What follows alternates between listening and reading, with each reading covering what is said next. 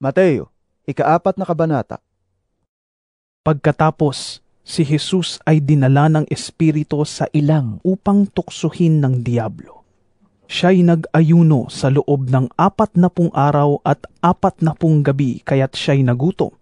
Dumating ang Diablo at sinabi sa kanya, Kung ikaw ang anak ng Diyos, gawin mo ngang tinapay ang mga batong ito. Ngunit sumagot si Jesus, Nasusulat, hindi lamang sa tinapay nabubuhay ang tao, kundi sa bawat salitang nagmumula sa bibig ng Diyos.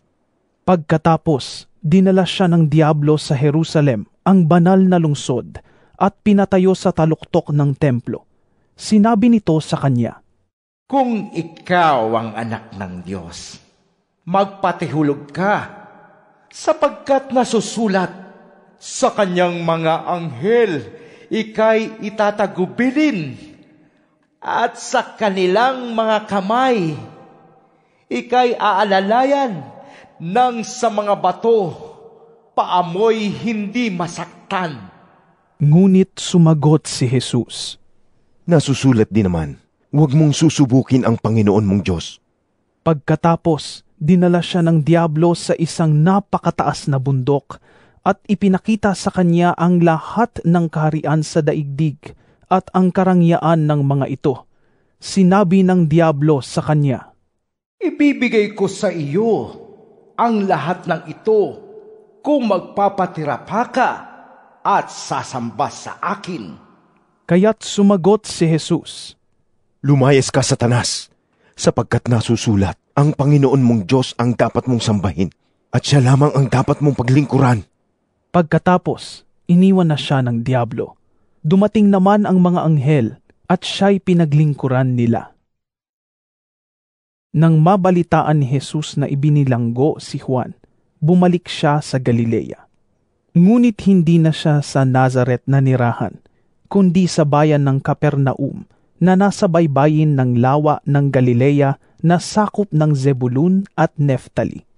Sa gayon, natupad ang sinabi ni Propeta Isaias, Lupain ng Zebulun at lupain ng Neftali, daanang papunta sa lawa, sa ibayo ng Hordan, sa Galilea ng mga hentil.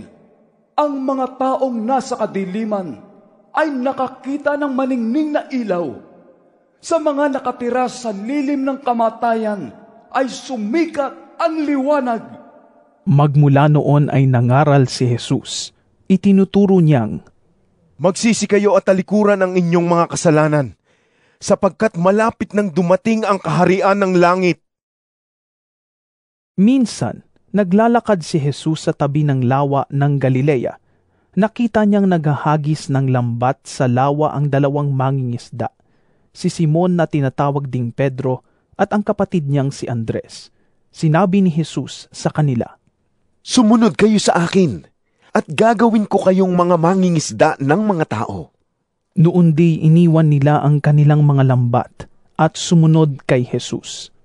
Nagpatuloy siya ng paglalakad at nakita rin niya ang magkapatid na Santiago at Juan na mga anak ni Zebedeo. Sila'y nasa bangka kasama ng kanilang ama at nag-aayos ng lambat.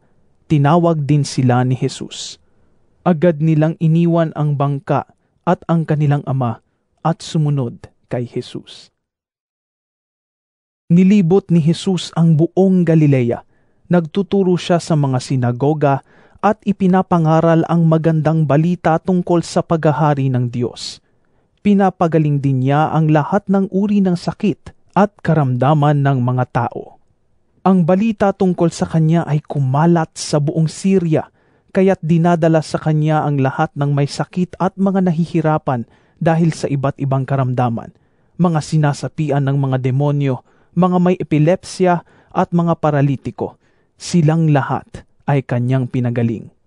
Dahil dito, sinundan siya ng napakaraming tao buhat sa Galilea, sa Decapolis, Jerusalem, Judea at maging sa ibayo ng Hordan.